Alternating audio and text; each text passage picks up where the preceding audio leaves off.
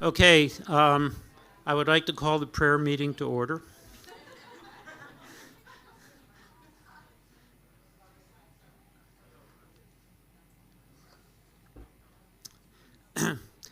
So my name is Barry Cohen. I have the privilege of chairing one of these sessions at what I think is a really important and original conference and a timely gathering here.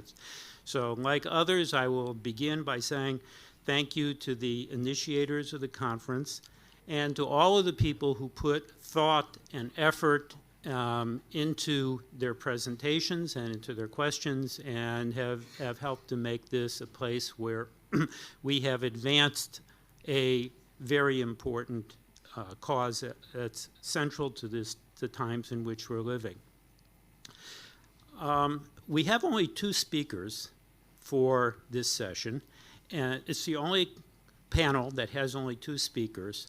So in light of that, I'm going to utilize the privilege of the chair to make a few remarks of prologue to the session.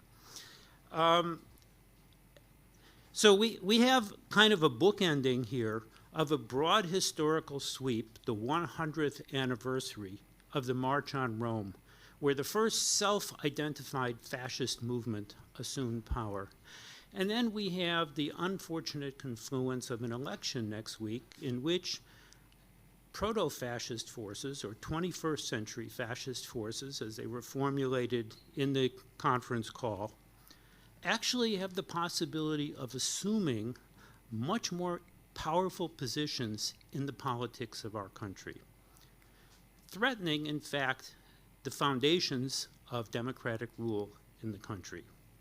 So I think that this conference is particularly useful from both points of view and can draw on both. I think that we all know a good deal more now than we did just 2 years ago about pandemics. So I'm going to use a pandemic metaphor to describe the moment. A pandemic is caused by some kind of a viral agent that spreads from person to person.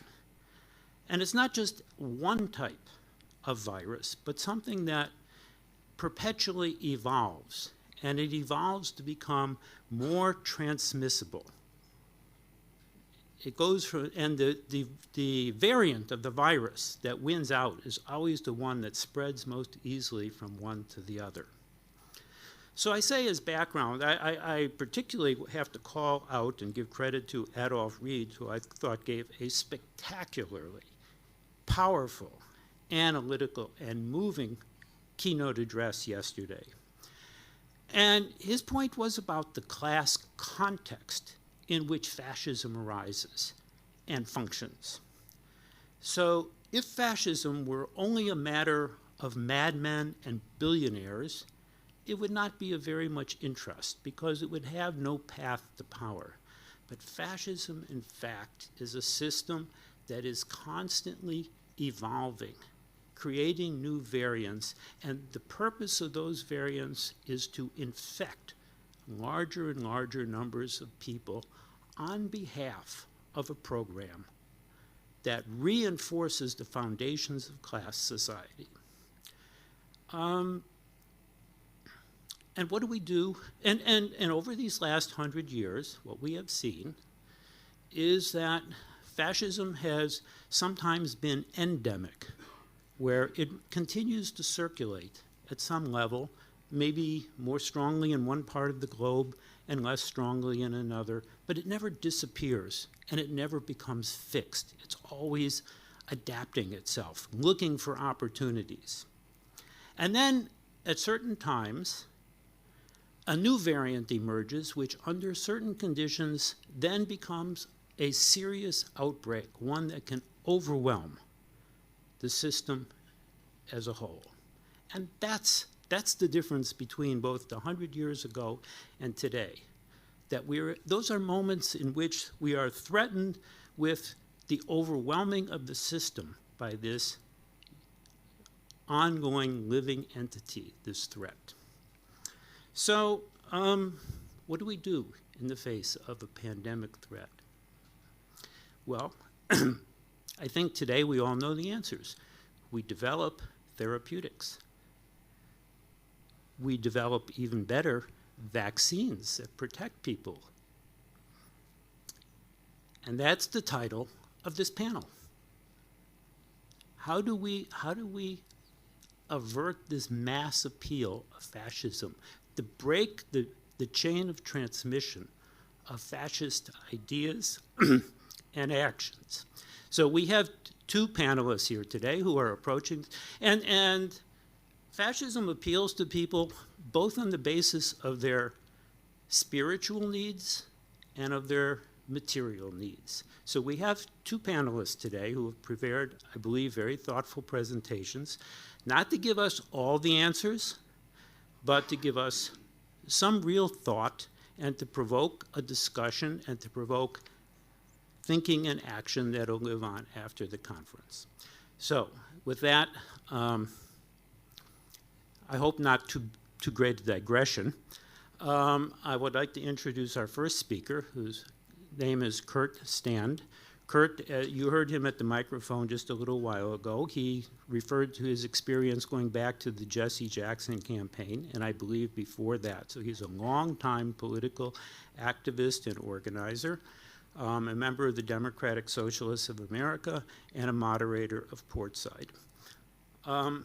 Since I have mentioned Portside, let me tell you what that is. I'm also listed on the program as a moderator of Portside.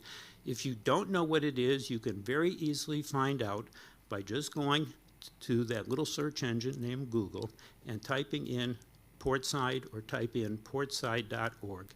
And it's an information system that is directed to helping people on the left navigate and discover what they need to know in the world today. Okay, and with that, I'll turn it over to Kurt.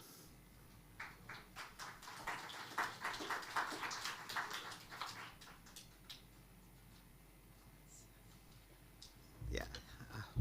Okay. Yeah. Thank you, Barry. Actually, that was a perfect introduction. And to clarify for nautical people, or the lack of it, Portside's the left side, right? People should know that. I also want to thank Marianne and Fraser. I want to thank everybody who's been here. I don't agree with everything that everybody's said, but what's needed are forums in which people disagree with each other or are learning from each other, which is more the point than agreeing or disagreeing. I mean, that's the value of this. Nobody wants to go to a conference where you know the next thing somebody's going to say once they say the first word. That's a waste of everybody's time. I also want to thank the staff who are working on this. It must be a little bit like herding cats, and in fact, I feel like having them come to our home and help us herd our cats who sort of run our household. So, but I do thank that. I thank them because I know how much work it is. So much appreciated. With that, let me get started. This clock there. Okay. Katharina Jacob was a German communist who was imprisoned in Ravensbrück, the concentration camp. She had been active from the 1920s through to the beginnings of the war. In a memoir, she survived, and in a memoir, she talked about being at a communist meeting, a women's meeting in the early 1920s. And one of the speakers said, "We do not only want to drink wine, we want to drink wine out of good goblets." And that's a principle here. That is that you want something similar to our bread and roses. We want the good things in life as well as the necessary things in life. And I want that thought to keep in mind, because I'm going to read an alternative quote from the 1930s about the mindset in the 20s. The day is empty, work is lacking, service is hard, the population needs stimuli. The Nazi paints them in the stuffy air as the populace wishes and capital commands. Workers of the brow hold out their hand, nothing else, to the worker of the fist. Big owners of small mining shares shout good luck, and that's all. To everyone else, behind the excesses of revenge, the portal of cliches, there always appears the same unstopped reality. Doctors have to make people healthy and productive for a hell. Cure diseases which always return from living conditions of modern society, like wounds in war.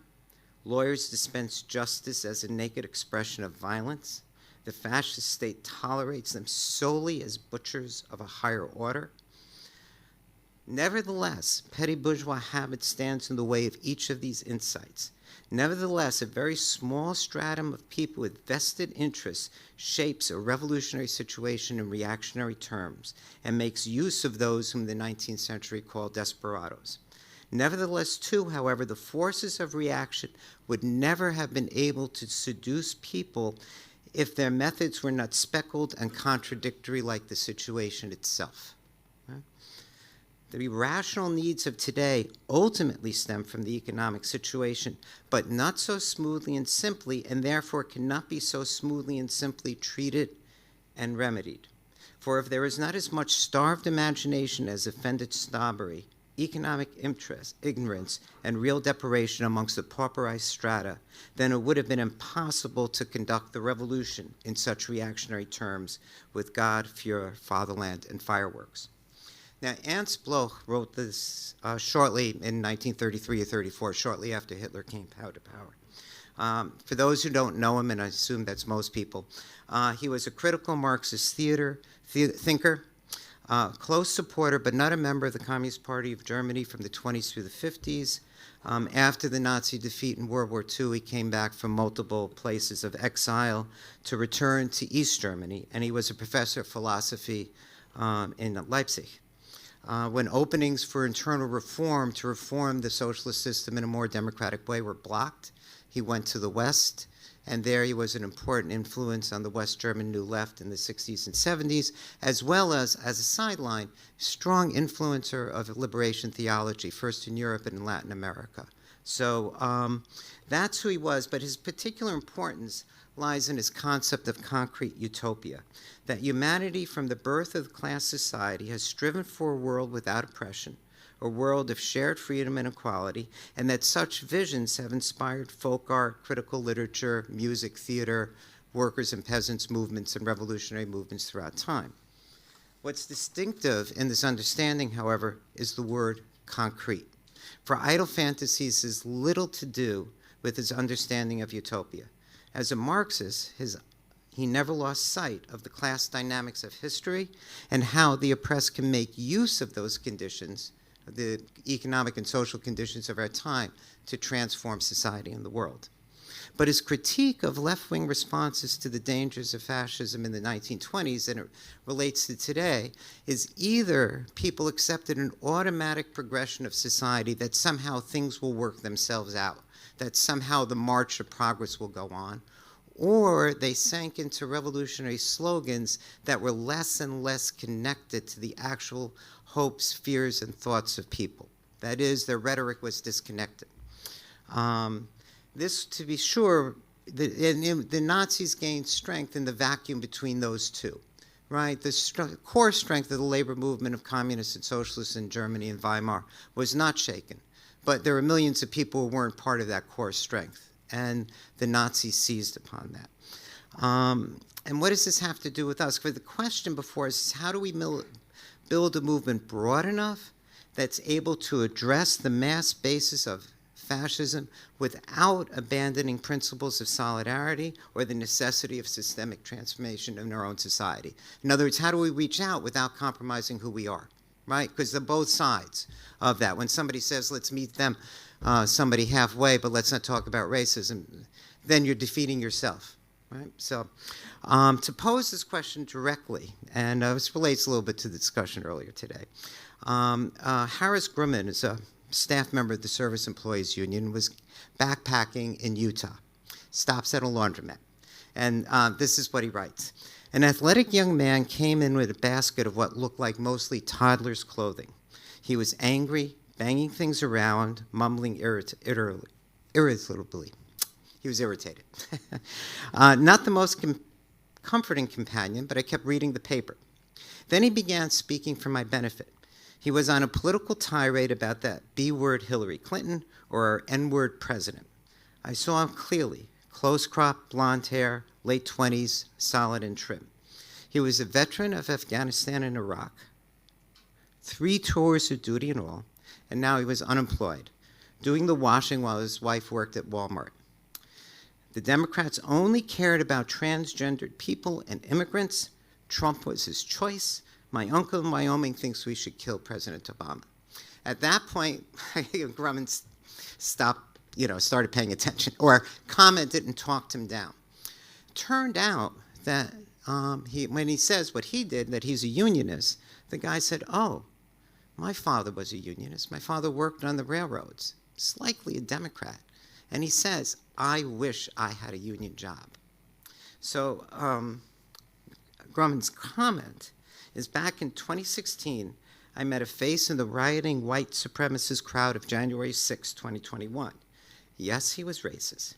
Yes, he was resenting people worse off than himself. Yes, he was too ready for murderous violence. But don't talk to him about white privilege. Get him a union job. Now, that's fair enough as far as it goes, but obviously it's not goes far enough. The other question we have to ask ourselves is, why was he ready to consider murderous violence and not ready to look for a way to organize a union? Why did he not look for left-wing groups? I mean, he found the right-wing groups on the web. Could have found left-wing groups, So why? What's that manifested in? Where does that come from?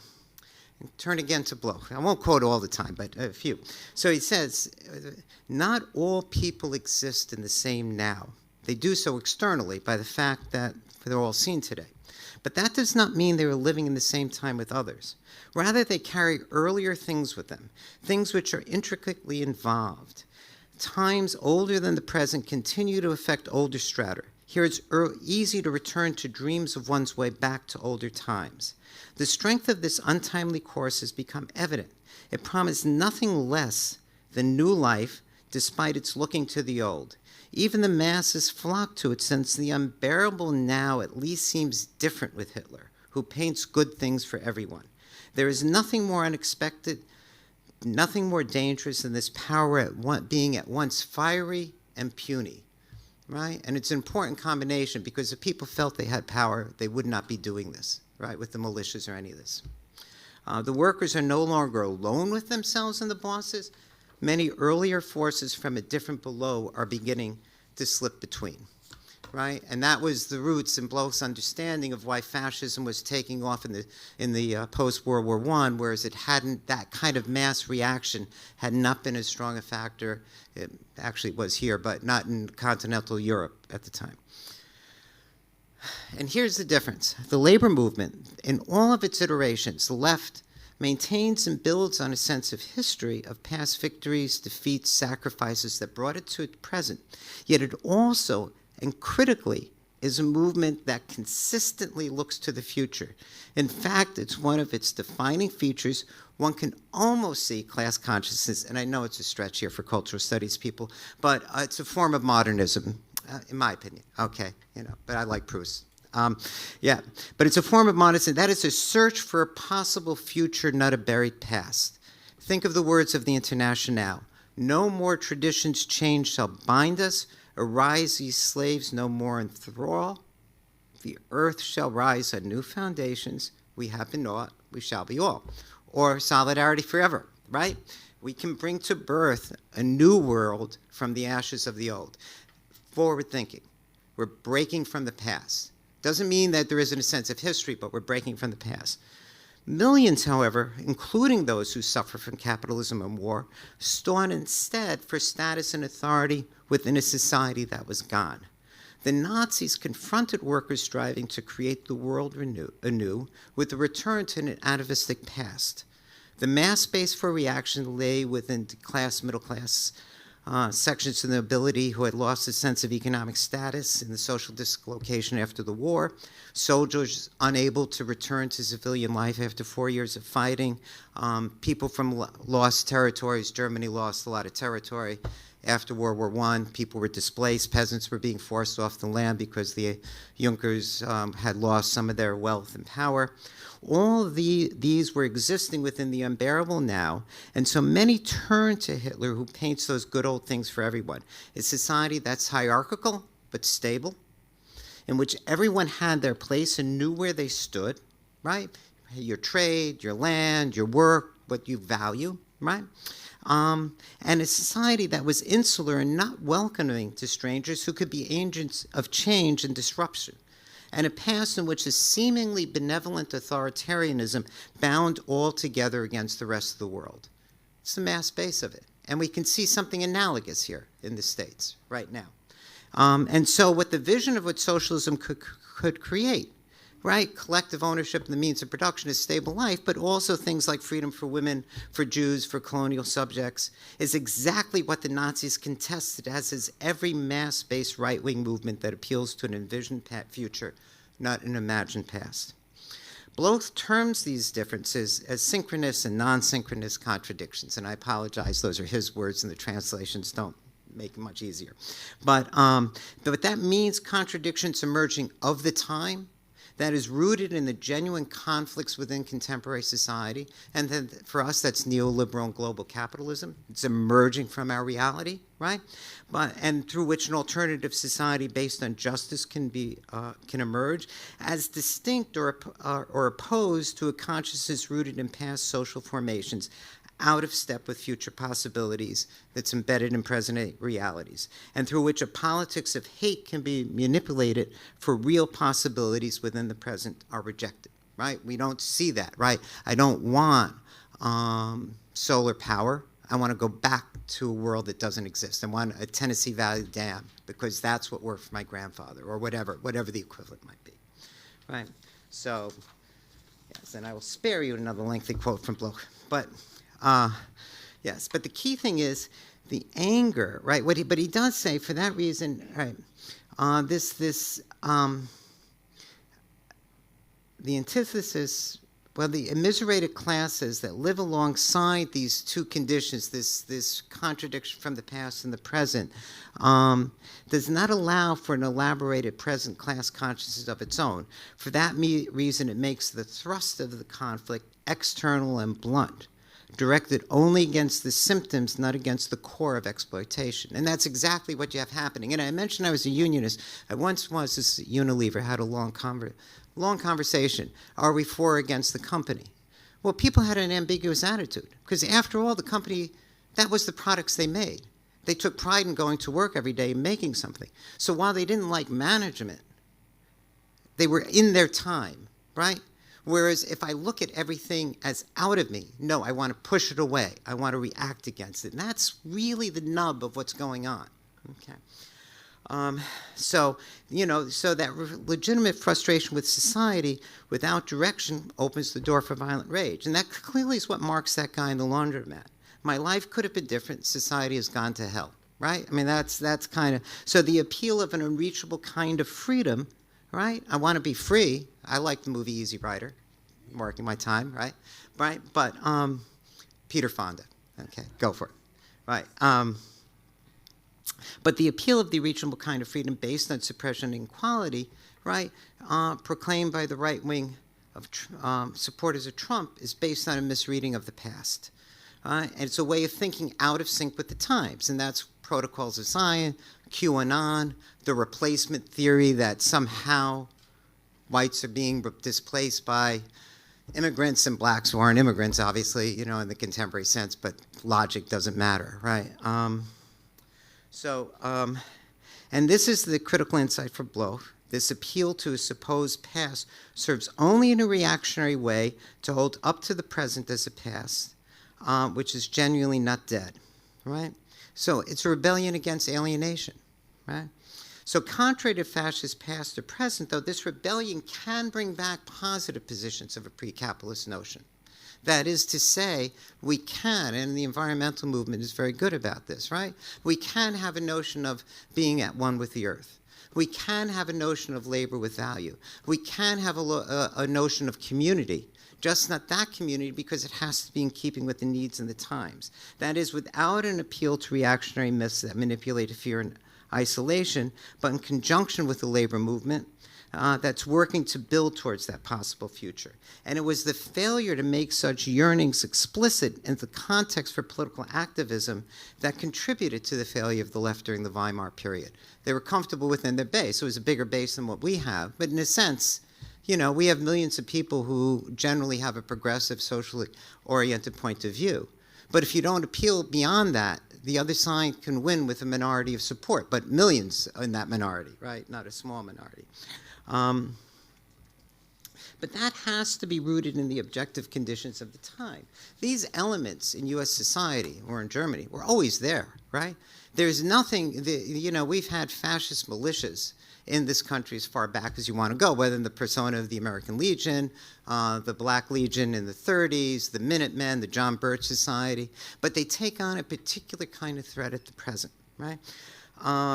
And that has to go to the structure of matters. And that's sort of what Adolf Reed was talking about yesterday, too, although I'm not as pessimistic as he is, as I told some people last night. But that means understanding that also, right? So if you don't appeal, if you lose that notion, you're limited to yourself and you allow the other side to get in.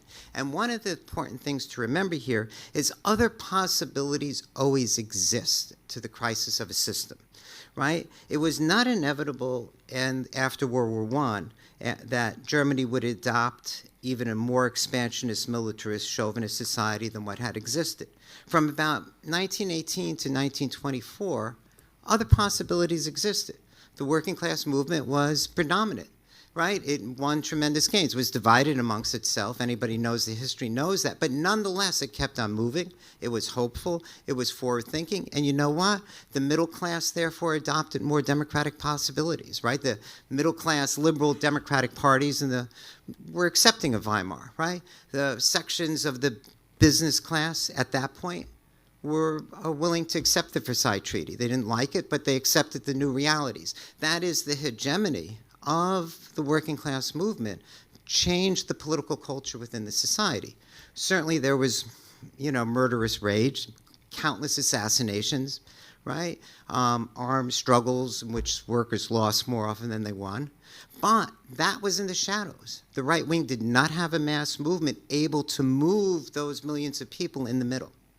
But after the mid-20s, the working class movement, you can only be defeated so often in direct combat, and lost initiative. And then the initiative was taken up by the other side. So it's who's being forward-looking, who's building out, that's able to combat fascism, able to combat neo-fascism. The only way we will defeat what Trump represents. Right, so, and that also was because and this is why, and it was all of Europe eventually fell into the sway of fascism, more or less. I mean, there were a couple of countries. By 1939, by the end of the war, almost all of Europe was under a right-wing government, and proto-fascist or authoritarian governments ruled almost the entire continent. So it's also, analogous, unfortunately, to today. But, with the Depression, then the capital felt that it had no way out, which is also why it sought that solution of fascism, right? That for whatever reasons, correct or incorrect in their analysis, right? And one of my favorite quotes from Gramsci, who hasn't been talked about too much, is, the ruling class isn't always right? They might have been able to solve the crisis through more liberal methods, but they didn't understand that, and so they went to the solution because they felt there was a crisis, there was no way to get out of the crisis of the Depression, and therefore they turned to the Nazis, and the rest is history. So what about us? It takes place over a longer arc. But from the mid-1970s with the U.S. defeat in Vietnam, 5 more minutes. I see the time. Yes, so, we had, corporate neoliberalism and corporate globalization were the response of the system to rising to the New Deal and to the civil rights and anti-war movement. That was their response. And in their response, they were, it took a while, right? Disrupted the movements. Reagan becomes president, but Reagan wasn't wholly successful, right? And the rainbow that I talked about was part of the answer. So we didn't eliminate public education. We didn't eliminate Medicare. We didn't eliminate Social Security. Unions, though decimated, remain a force. That's why the right was ultimately dissatisfied with Reagan, right? He failed. As much as we suffered from him, it failed. Thus, the push for greater repression today to finish the job that he was unable to do. 2 more quotes. So, all right. So let me get, there are two other things. One, I have a long quote here, which I won't use, from Jack Odell, who was a leader of the Black Freedom Movement, and also, importantly, learned his politics from the National Maritime Union when it was a left-wing union, and he was a sailor within it. But he talked about how from the mid-50s through 1969, the civil rights anti-war movement created an alternative power within society. That was then lost. But it was a movement based on multiple centers of resistance, organized throughout the country, that did not lose sight of its goals and kept on, and therefore changed the parameters of society. Mid-1970s, it loses momentum. We have Carter, we have Reagan, but then the rainbow forms, and the rainbow, and this I do want to quote, just, Sheila Collins wrote this history of the rainbow at the time, though. I mean, she was active within it. And she talks also about a sense of history, because this we also have lost. History is our own, not theirs, right? And when we concede that, we give up too much. She writes, the Constitution, and this was the outlook of Jesse, I mean, and the whole movement, right? Also the whole civil rights movement in its dominant phase. The Constitution itself is a product of heroic struggle against hereditary privilege and imperialism. As such, it incorporates the most revolutionary notions known to humanity, principles of equality, dignity of all human beings, and their inalienable right to life, liberty, and pursuit of happiness. The contradiction at the heart of U.S. history is that to guard their own privilege, the founding fathers who enshrined those principles were not prepared to apply to everyone, but limited to white property-owning men. But that ideal has fueled every struggle. And what the Rainbow Coalition and what every freedom movement since suggests is that those principle of inalienable rights must now become universal. Compromises were always a violation of the original norm. And that also has a spiritual component, because it also grew up out of dissenting Protestantism, right? From the Anabaptists on to the Levelers. It also had its roots in the Black church, obviously. It also had its roots in critical thinking, and I won't write the influence of the Enlightenment and the more radical side of it. And so all those roots are ours to use. But all those roots also mean a way of talking about freedom, which is the common core, right? And you see, it was the Black freedom movement, right? The labor movement fights for freedom. But we have to redefine freedom so that everyone sees themselves within it. And I more than talked too long, so I will now shut up. But next, thank you.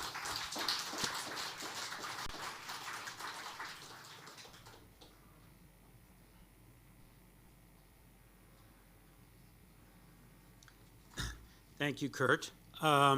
So for those who don't know how conferences work, when we have a panel, first we have all the speakers, and then we have the questions that can be addressed to everybody and comments as well. So I hope that Kurt's talk stimulated questions and comments on your part. Please don't lose them, hold them, and you'll have an opportunity in just a minute. Our second speaker is Deborah Spencer. Deborah is an economist and is the chair of the economics department at Emory and Henry College. The title of her talk is Liberalism and the Counter-Resistance in the United States, Reflections on the Public-Private Distinction. Deborah.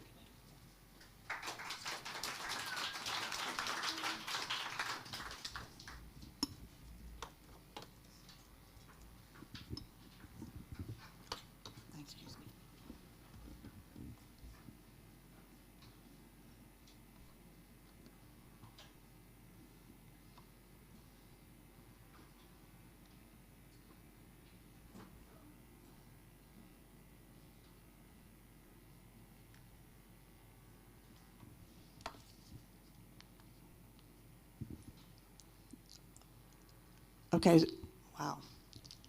I guess you can hear me. Thank you.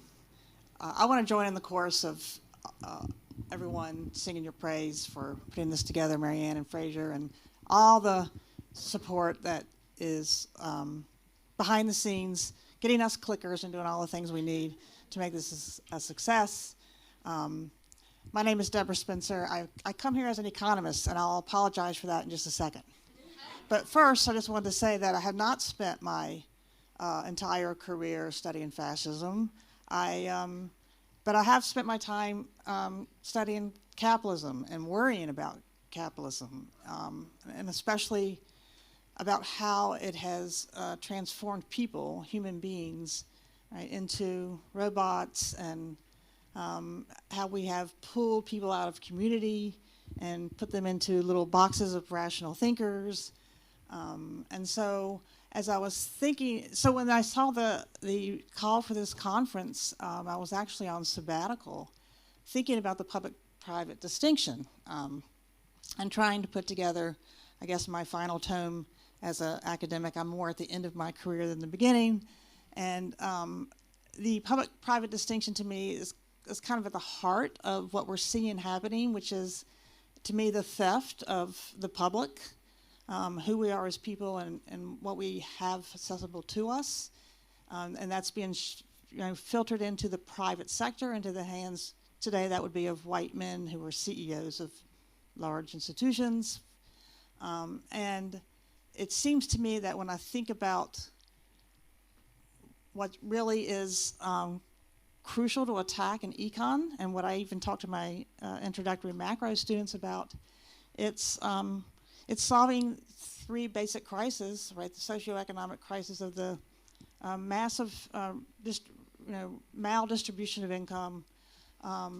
We have grown to more and more financially unstable society, and obviously our environmental crisis is at a peak. And I always use a book and intro that looks at all three of these issues. And I start my class by saying to students, we're not socially stable, we're not financially stable, we're not environmentally stable. You've got a lot of work to do. So it gives the next generation a good job, but it also, this kind of drowns me in concern. And so I entered this conference with a sense of dread about what are we going to do? What are economists supposed to do? How are we going to move beyond this? A good question from earlier. But I also am thinking about this more and more. So for me, this conference kind of added another lane to what I was already doing. And I thank you all for all that you've shared so far. I've learned a lot.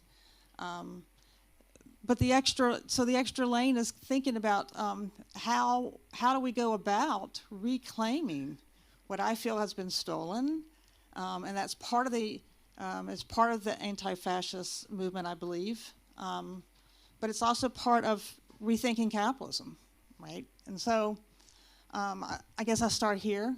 And my apology here is that I think economists have had a big role to play in creating these disasters. Now, I do want to point out that I'm not a traditional economist, and I hope you feel that way by the time this is over. But it's and someone mentioned earlier yesterday that being anti-fascist meant being anti-capitalist, and I'd like to just qualify that a little bit, because I believe being anti-fascist means being anti-free market capitalist. That there is liberal capitalism, managed capitalism that is possible. We've gone beyond it, and we've been beyond it for 40 years. And I guess the question I've been wrestling with myself, and maybe we can talk about later, is it possible to go back to that type of system where you have a more liberal democracy, managed capitalism, or do we have to go beyond that? So I started thinking about neoliberalism by going back to Adam Smith, and just thinking about how in that world of classical liberalism, we separated the public sphere and the private sphere. And so I just kind of laid that out as neatly as I could. And what Adam Smith said really in The Wealth of Nations, this is 1776, is that really the government really only has three duties, three little things, right? He said national defense, law and order, and he said public goods. I threw in here some regulation that's justified, because I don't think if Adam Smith came back today, I don't think he'd be voting Republican. He talked a lot about regulating banks, and he said, if you regulate a bank, sure, it's going to impose restrictions, it's going to reduce the freedom of the banker, but, he said, if if the freedom of everyone else is enhanced because of that, then it's worth it. So he kind of threw in a cost-benefit analysis when it came to thinking about regulation. And so, you know, in the Adam Smith world, you've got a market economy, that's the private sector. That's where you have private interest and self-interest, right? And you have production for profit, right? And Adam Smith argued that you can leave the private sector alone because he assumed competition. And this is huge as we move down the road here. Competition is lots of small producers. And for Adam Smith, competition was the regulator in society. And this is why you didn't need government, right? If I wanted to be a jerk of a boss and pay you all starvation wages, I simply couldn't do it because I'd have competitors. You would be able to walk out and get a job elsewhere, okay? And so that's why you can get to a conclusion that you can have a stable civil society without government because you've got competition, right? And that's important as we move forward because we start to lose competition in our economy, right? I just read that something like 75% of the organizations we deal with are now big conglomerates, right? And so you have this notion of freedom and choice in that private sector as well, okay? For this bottom line here is a quote from the Wealth of Nations for Adam Smith: consumption is the sole end and purpose of all production. And when you think about that for a second, it seems like a little simple little sentence, but what that means is that production for profit, production is about people consuming. It's about providing a economic system that gives people, right, the means that they need to survive, to consume. And so if there's an economic problem, then it has to be a problem of too little consumption, and that takes us to a discussion of distribution, right? And yet what we're going to find in a minute is that economists completely got rid of talking about distribution, okay? Okay.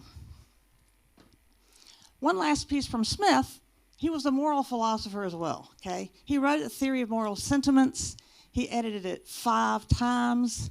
I'm from Virginia, if you can't hear.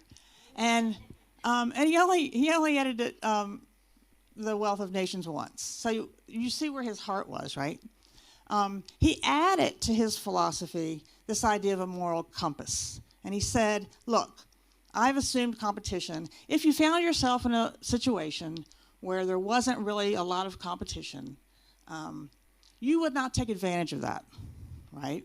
Because we all have a moral compass, and you simply wouldn't, screw your neighbor because you simply had the chance to do that, right? So unlike today's corporations, right, where if you've listened to any of the debate recently about what is causing inflation, right, what you see is that all these companies, look at corporate profits for the 2021 year, right? They're historically high, and they're higher than any of their costs have risen themselves. So they've taken full advantage to use the increased costs that we have seen, mostly due to the supply chain, to coronavirus, and they've jacked up their profits even more, right? This is something Adam Smith said we wouldn't do, right? So I guess part of the discussion can be, where is our moral compass today, right? So then, when I think then about what was the effect of classical Adam Smith on neoclassical theory, and I'm getting, the next step is to get to neoliberalism, right? We see in economics this kind of revolution in thought around 1870. 3 different guys in Europe wrote a paper where they took Adam Smith's 1,000 pages of writing. He wasn't a mathematician, and they made mathematical formulas for it, right? And so economics becomes maximizing profits, right, subject to your inputs. It becomes constrained maximization, and efficiency becomes the target of economics. Everything's about efficiency. Okay, I say that Adam Smith's philosophy turns into ideology at this point, because an ideology is a little more nefarious, right? at least in my mind. So why do I say this? You know, by the late 1800s, we've already got incredible concentration in our economy. We've already got the Sherman Antitrust Acts, right? We've already got J.P. Morgan and Carnegie and all those robber barons. They've already got their stuff, and yet we suddenly have this new theory in econ that goes back and grabs all the assumptions from Adam Smith. Well, let's assume a world of small little producers and harmony because everyone has a moral compass. And so it really, when you think about the evolution of thought in econ, this is really a justification for not interfering in a situation where we've already created a bunch of super elites with all the power. And so also then in this turn in econ theory, coercion becomes, or the state becomes the coercive source.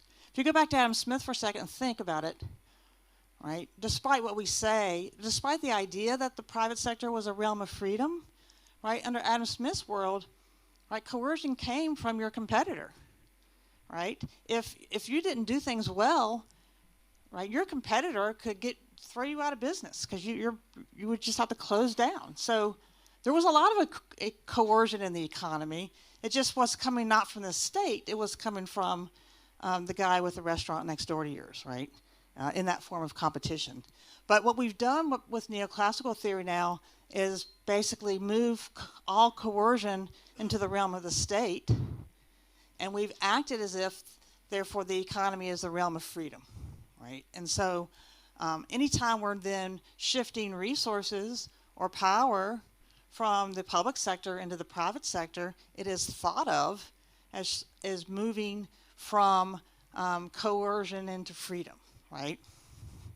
And the language is important. I think one of the things I've been thinking a lot about, and I keep hearing here, is our rhetoric is important. And it has to be part of the strategy, I think, for moving beyond where we are. Here's the same picture. The only thing I've done is change the bottom line, right? Now efficiency, because of all of our mathematical techniques, becomes the goal of production and often the excuse for why you can't change things.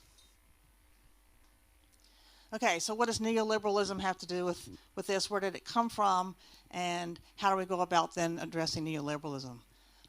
The term apparently appeared in 1938, actually sooner than I realized initially. At a colloquium in Paris, Walter Lippmann, a famous media guy, and it was attended globally. People from all over the globe went to this, or at least from the U.S. and Europe. The Europeans were mostly worried about rising fascism on the continent, and the U.S. This was sociologists, economists, business people. The U.S. participants were really worried about what they just saw in attacking the Great Depression, and what they felt like was that there was too much government intervention now into the private sector.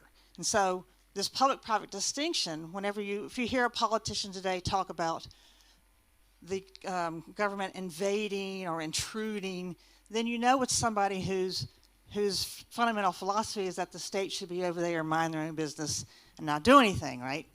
And so there was a real concern, too, that the state had become too big, right? And there was also questions about whether democracy even was going to become a problem, because during the reaction to the Great Depression, we created Social Security, and we created minimum wages, and on and on. And so these would become rights, and they have in our minds, really, of being members of a democratic society. And so there was some concern that maybe even democracy was going to get in the way of their dream of a global capitalist system. And so there's a comment about the democracy, right? And so we start to see then that efficiency as a goal has no national boundary, right? And it may even require a monopoly, something that Adam Smith never thought would exist because of competition. okay?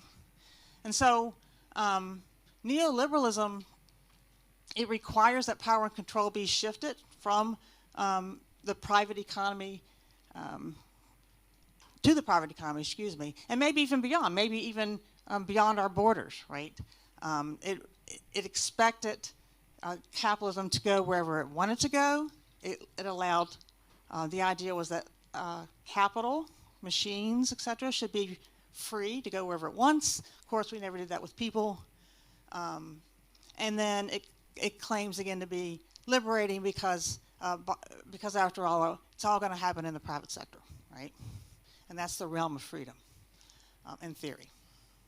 And so you start thinking about what has happened ever since that 1938 meeting. And part of what I'm trying to do here, and I'm kind of violating the rules of PowerPoint, don't put too much on there, but what I'm trying to do is show that this hasn't been some kind of natural unfolding progression of freedom and whatnot, that this has been very intentional moves made throughout history to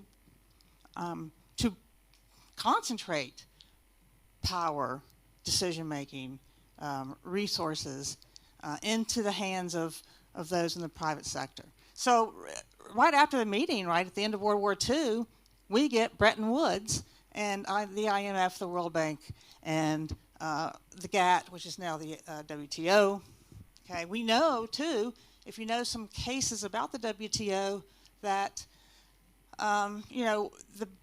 there's a big threat to democracy there, right? If some country complains about a law that the U.S. has imposed, we might be told, well, you got to get rid of that law because it violates the rules of international trade. And so that's been a real fear ever since the WTO started in the early 1990s, that we could lose our own democracy. We're going to have to throw out laws that a democratic society has passed. And we have done that. We have thrown laws out. We get Milton Friedman in the 50s, and you'll see Milton Friedman keep showing up. He was a huge influence in economic thought and in business thought for about 30 decades. But the human capital theory that he talked about said we really shouldn't fund higher education, because he argued that K through 12 was okay to subsidize education, but beyond that there was no public good to having people in higher education, because you are going to be an accountant or a lawyer, and so you alone were going to benefit in terms of revenue income from that. So in other words, he kind of took something that was considered a public good, education, right, and he starts to privatize a big chunk of it, right? And we start to see this theme everywhere, taking something that we think of as a public good and moving it over and privatizing it, right? The 1960s, we get James Buchanan and public choice theory, and here, right, the argument is you can't trust your legislatures to really vote in your interests. They don't really, there's no such thing. This is this is foreshadowing Thatcher. There's no such thing as a public interest. Only your representative will vote in a way that gets them reelected, and that's all they care about, right? So you get that.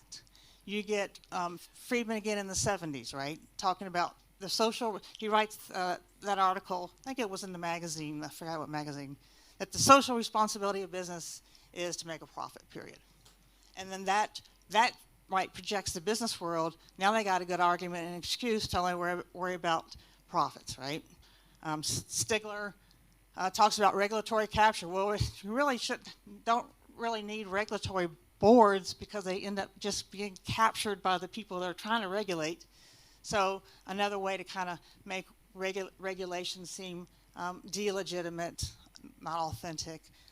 Then you get Richard Posner in the law talking about the economic analysis of law and spearheading that movement in the early 70s, which said judges should distribute rights and rewards based upon the way a market would do it. So he wants to simulate in the courtroom, and this was my dissertation years ago, but he wants to simulate in the courtroom, well, what would a market do in this situation? Who would buy who off?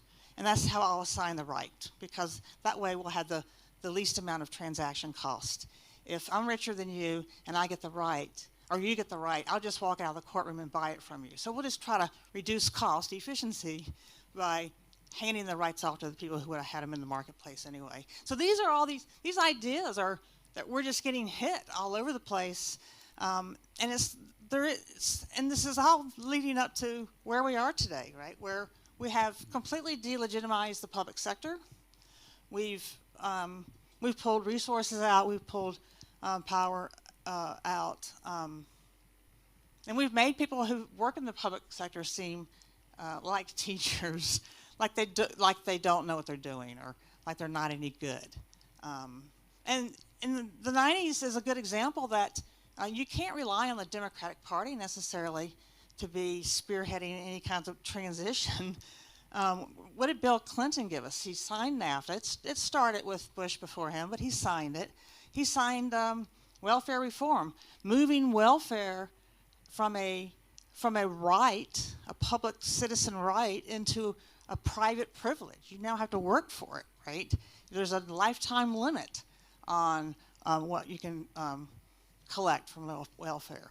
We get Gramm-Leach-Bliley from Clinton, which is signing the law that repealed Glass-Steagall. And so now banks and insurance companies can merge. In fact, this law was the result of an illegal merger. When Travel Group merged with Citibank to form Citigroup, Travelers Insurance, and I'm getting the names wrong. Anyway, you got the main people. That was an illegal merger because at the time we had Glass-Steagall. Notice that was passed during the Great Depression, and the idea was we don't want a bank to buy insurance companies because as you're paying your insurance payment, right, or you're putting money into the bank, the fear was that that money would be used to pay off. What if you had a tornado and everyone needed to cash in on their insurance, right? That would really destabilize banks, so we didn't want to do that. And so we decided to deregulate that.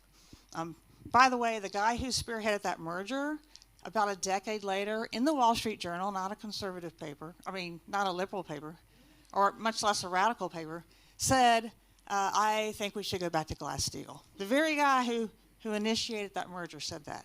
And you don't see that often in print. And so here we are. And this is a picture that I come back to a lot. And I always show my students because to me it says it all.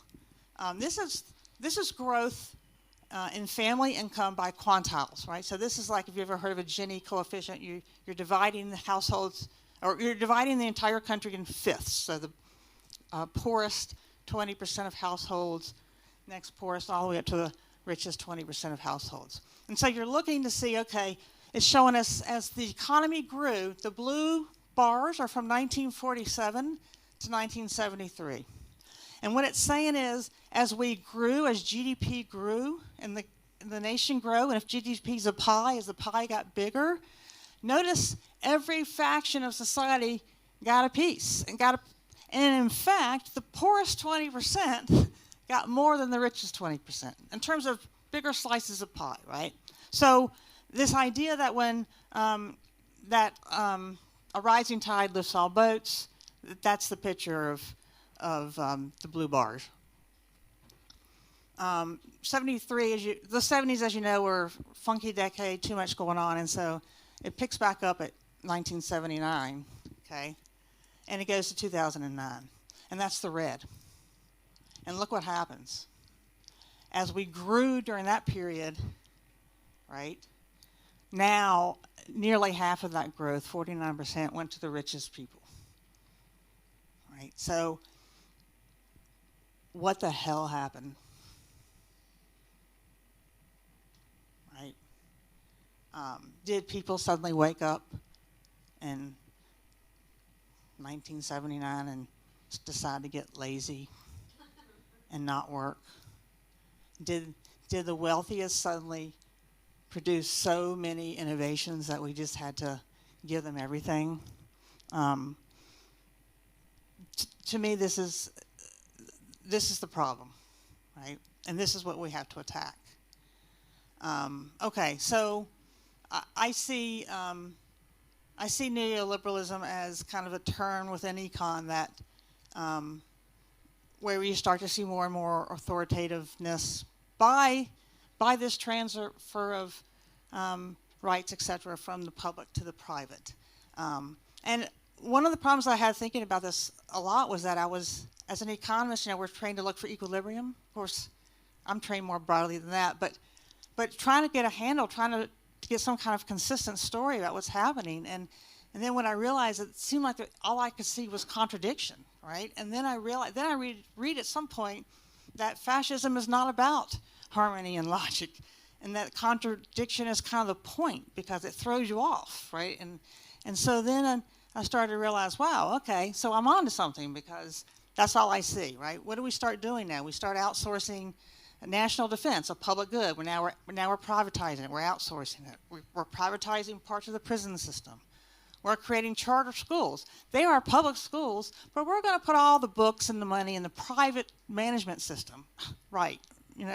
And then, of course, most recently, right, we're going to regulate the private choices of women, the private choices that supposedly private choices are making about their body. We're putting that now in the public sphere, right? The mask issue was such a contradiction for us, but I guess I'm starting to think now that as we see these contradictions, I'm starting to see that more through that lens of control in the fascist movement that we're experiencing that we need to stop. Okay. And so resistance was a big theme from the ad, and I'm trying to think, this is where I'm trying to figure out, okay, what do we do, right? And here's the hope, right? There's been ongoing resistance through all these decades. To look back and say we've been moving towards neoliberalism for a long time, yes. But we've had resistance for a long time, right? Karl Polanyi wrote in The Great Transformation that every time a market shows up wherever you are, there's always resistance because there's always disruption, right, in the system. And so even General Electric, who the union called in the 1980s, GE stood for Gone Elsewhere, because at some point they employed more people abroad than they did in the United States. But in the 1950s, they were thought of as generous electric because they had really good benefits and pay. Of course, part of this is, competition for workers after the war. But nevertheless, it was possible for a corporation. There's even some year-end pamphlets where they were boasting about how much taxes they paid. Imagine a corporation doing that right now, boasting to the public about how much taxes they paid and how well their workers were paid. In the 60s, we had civil rights movements as a resistance, right? The Great Society. We have war resistance, Clean Air Act in the 70s. Even the United Nations Conference on Trade and Development wrote a report in the 80s criticizing hyperglobalization and referred to free trade as a deceit, right? And then finally, the Zapatistas. So if you asked about resistance before, here's where I see through the economic literature and stuff, interesting movements, powerful movements. I've been doing a little bit more reading on public banking. I think that's a really interesting movement that's going across the country. Look into it. But, pick your poison. There's plenty of places where people are acting today, acting meaningfully. And lastly, I'll end with this.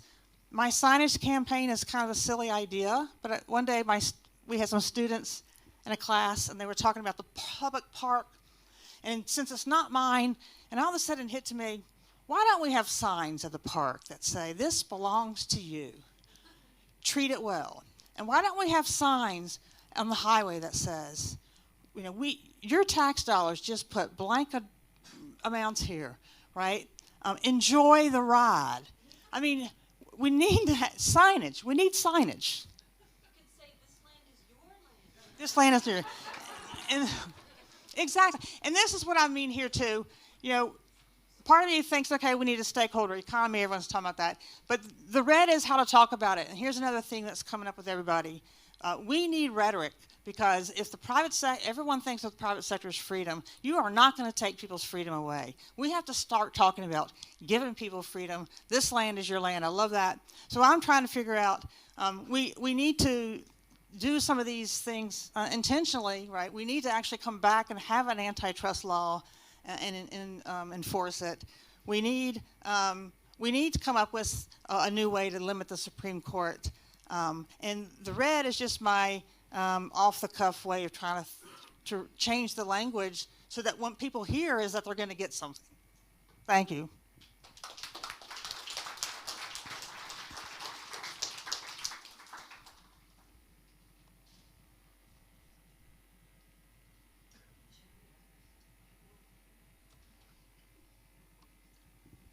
Thank you very much, Deborah.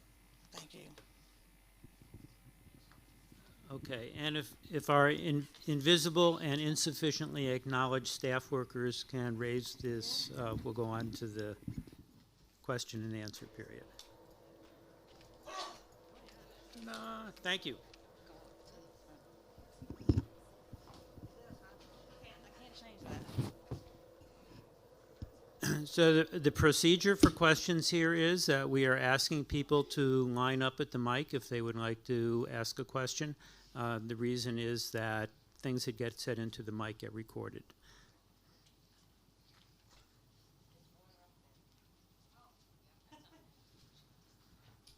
I just want to make an announcement too. We have students here. Students who have a question get priority over anybody else. Do they also get extra credit? I'm sorry.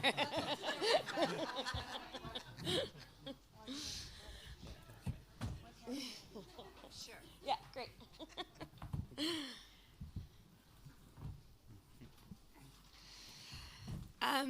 This is a question for both panelists, which is that you both talked about contradictions sort of being at the heart of this question of like, how do we see past fascism, right? Whether that's the contradictions and inconsistencies of our current economic policies or the contradictions within individuals' sense of self in a political order. So my question is, are these contradictions meant to be resolved, or are they meant to be, are they unresolvable, right? So that's my question. All right, well, two sides to that answer. Yes and no. Yes and no. No, but actually to me, and that sort of goes to the heart, neoliberalism, of course, is remarkably destructive to the quality of our life. And yet within that framework, there are other possibilities that emerge. When we talk about a Green New Deal or eco-socialism, we're talking about creating an economy and a way of life that's more decentralized, right? i.e., instead of becoming precarious, we can take control of that, right? Technology is used, as we see with Twitter and Facebook, in very reactionary ways, but it's also a form of interconnection. So we can take the forms of development here and use that contradiction to create a new, much the way in the 30s people saw factory life as creating a different kind of collective meaning. So that's working within the contradiction to build a different kind of future rather than looking back. So I would say yes on that score. You got anything? I'm good. You're good, okay. So actually, I'm going to say something about it too, even though I wasn't asked. So when I teach, I usually tell the students, this is not a spectator sport. You're the one who does the learning here, and you have to be involved in the classroom. I'm up here to be the supporting actor, and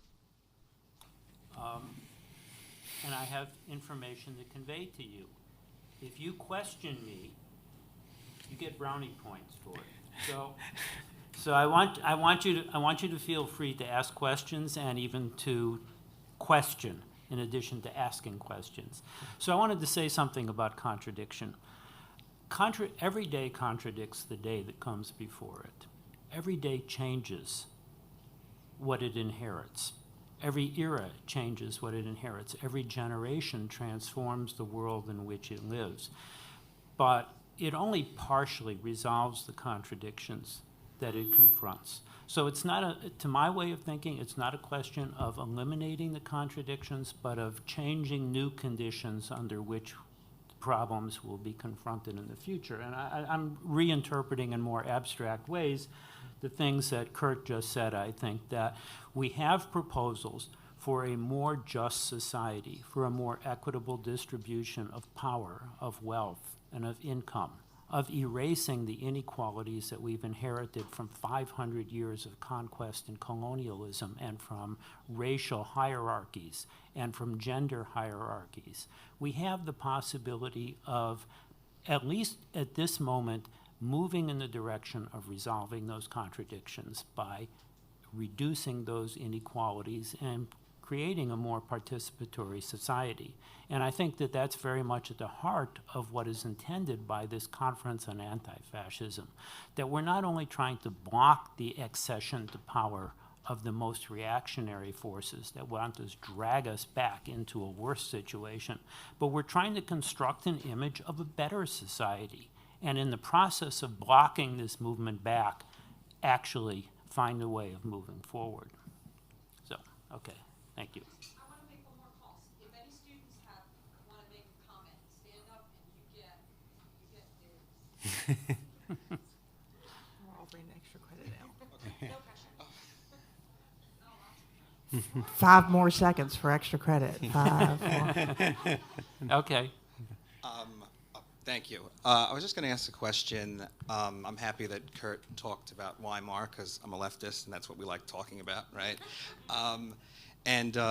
Quoting Bloch, talking about, which was mentioned, that the mass base for fascism tends to be concentrated in the middling classes, right? Hyperinflation in Weimar dislocated the middling classes, and then consequently radical deflation created a mass unemployment movement that was pushed to the left and joined the KPD. We face a similar situation today with a period of high inflation, and then with the Fed raising rates again, moving towards deflation again.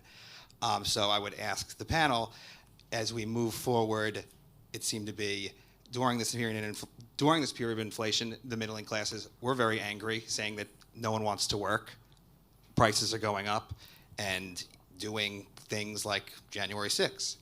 So I'd ask the panel, how do they think we best inoculate the middling classes specifically against the appeal of fascism? Not so much broadly, but within those groups that are the middling classes. Thank you. You want to go? Do you want? You can go. You start and I'll finish. Okay. All right. Well, I think there are 2 ways. It's sort of what I was trying to get at a little bit. I want to make one comment. One of the big differences between what we're facing today and this on the more optimistic side, and what was faced in Italy and in Germany, is that fascism took power in Italy and in Germany when the left was on the defensive and the decline. One of the unique things that's going on is at the very moment that we had the rise of Trump, we had Bernie, and not just Bernie, but of course the Black Lives Matter movement, the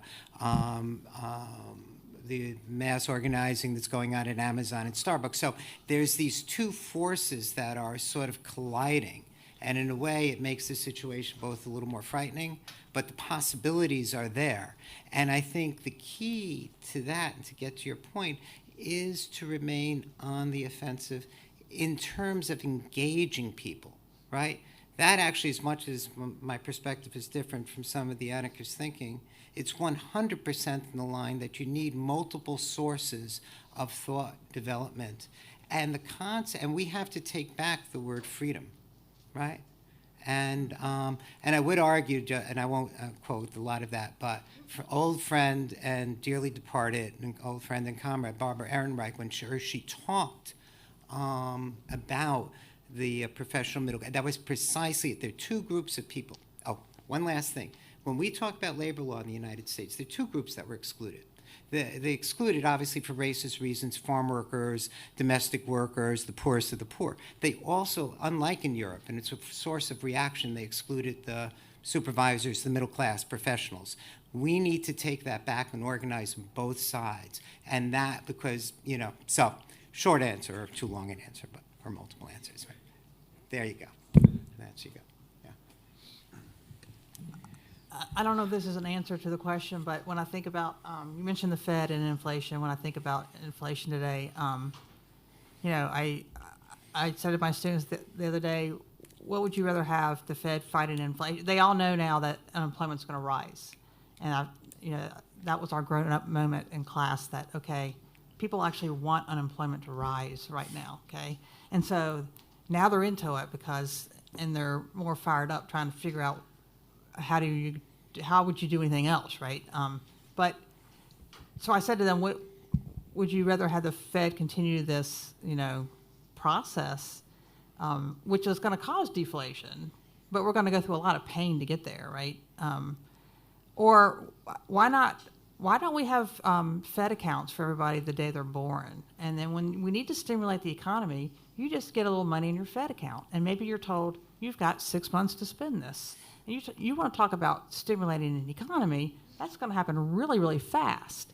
And so this is how I'm trying to think of how do you take the institutions we have in place now and start rerouting them so that there, to me, is a middle-class movement, right? We're just going to give because the middle class will spend that money, and we don't give it to anyone who's in the upper echelons. And so I can give you some, that's not deflation, that's stimulating, but you know, we have to start thinking about the basic institutions, and as we tell these stories, how can we retell them or rethink them in a way that, to me, anti-fascism is, how does this get money into the hands of working people? How does it get money into the hands of the working poor? The working poor for a long time was the fastest growing segment of the poor. So the idea that the poor doesn't work is so beyond ridiculous that no one really talks about it. I mean, it's just, you know, not true. So. I like that idea. Fed, yeah, I want my Fed account. Thank you. I just have a kind of a question for Deborah. Can you talk about sort of the room for deconstructionism in your framework? I mean, you're kind of breaking down this public-private distinction. It seems like there are other sort of distinctions, thinking about your economic history, that are sort of not being fully interrogated. For example, you know, equality is good, inequality is bad. What about equity? I mean, if the problem, as I see it, is not just rising inequality, but a lack of fairness in the system. So, or if we take, for example, the economic conception of monopoly. I mean, economists, I think, are mostly concerned about monopoly of an industry. But what about monopoly of a geography? I know you and I are both from Southwest Virginia. What if in a rural community, one employer is kind of a monopoly for that region? So the broader point I'm trying to make is, to what extent do you think our understanding of economics needs to be recast so that we break down the sort of paradigms like inequality versus equality that have been kind of created and that our economic models are built around? Thank you. So when you say our economic models, I guess you mean the like standard neoclassical models, because when I think economic models, I think conservative, liberal, and radical, because that's my training. And so I'm constantly thinking across methodologies and thought processes. So in mainstream economics, right, the efficiency and equity were considered trade-offs, right? And so once you make efficiency the goal, then you don't worry about equity. In fact, that's been a big problem with standard economists, is that they've completely forgotten about distribution. They made it irrelevant, right? And so those same people will trace their roots to Adam Smith and say, laissez-faire, but they've dropped one of his main points, right? Several of his main points. And that's where, to me, neoclassical theory becomes neoliberalism as a political project. Thank you. Hi, thank you very much for an interesting, so I'm going to have to go fast because my name's Stephanie Nannis. I'm the professor of the one class that is here. So, yes, that gets applause extra for- credit, right? Well, no, this is required. They get extra credit if they go to another one. So, Sorry, y'all, sorry. yeah, that's okay. Well, that's their choice. So we have 3 minutes. So so this is Introduction to Comparative Politics. We're actually studying a whole host of countries: Germany, Japan, Britain. I can give you the list. And I'm hoping to make an assignment out of this anti-fascism panel. So I'm giving you a really hard question. In 3 minutes, anti-fascism in other parts of the globe, Brazil, how would you help students? And we did a little section on fascism, right? So they have a sense of what that is. But what would you send with students who are trying to think about fascism, resistance, forms of resistance? Is it a totally unfair question? Probably. No, do you want to get back to me? No, I mean, it's a very, very good question, I have to say. But yeah, how do we bring this to if they're looking at other countries and trying to think about these things? Well, if we talk, as I said, two sides to this, right? One, if you look at it in terms of the 1930s, what's very, very interesting is, as I mentioned, virtually all of Europe was either under fascist, authoritarian, or very, very right-wing conservative governments by the start of World War II. One or two, I think, not surprising, I think Sweden was a bit of an exception, although even there Nazi influence was very strong. Same in Asia, really. I mean, Chiang Kai-shek would have been a proto-fascist if Japan hadn't beaten him to it. And in general, there was a great deal of, it was very reactionary, dominant, and even many of the independence movements, including parts of the Indian National Congress, were influenced by fascist thinking at that point.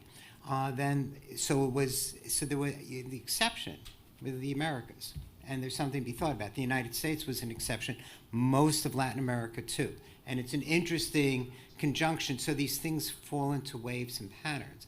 I think the key connecting is, and it's not saying that structural racism and other things aren't part of this, they're essential, but it's the rise of a form of capitalism, right? The United States at that point was a relatively progressive capitalism, right? You can, dynamic. I mean, you're talking about political dynamic and growing. Today, the danger of fascism universally that we're facing is because the system's at an impasse. So if you think about it in terms of world systems, I wouldn't recommend this for an undergraduate, but Emanuel Wallerstein, there's some books that address worlds, but thinking about it systemically, and sort of looking and so trying to see the connections, not just the discrete points. So. Okay, thank you. I'm not sure if I'll see to maybe one more question. Thank you. Unless, Deborah, you do have something you want to add to the assignment? Well, I'm just wondering if you pick a certain country, if there's a relationship between the stage of development they're in and the rise of fascism, because I think as neoliberalism has progressed and gotten more extreme in this country, they're still here. We see that, right? So it's definitely partly rooted in economic well-being, although again that's not enough. The cultural element's important. Yeah. Okay, thank you both. Sorry for the out of left field. You work well on left field. Yeah, I tried. Okay. Oh, wait, we have one more question? Yes. Oh.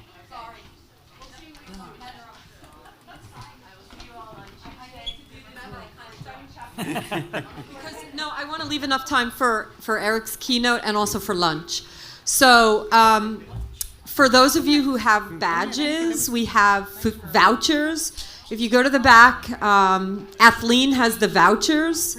And then we will go over to the dining hall across in the student center and dine and come back for 1:30. So I'll be the Pied Piper and lead you over there. Everyone else is welcome to join us. We just couldn't foot the bill for everybody who attended, but we are footing the bill for everyone who presented or chaired.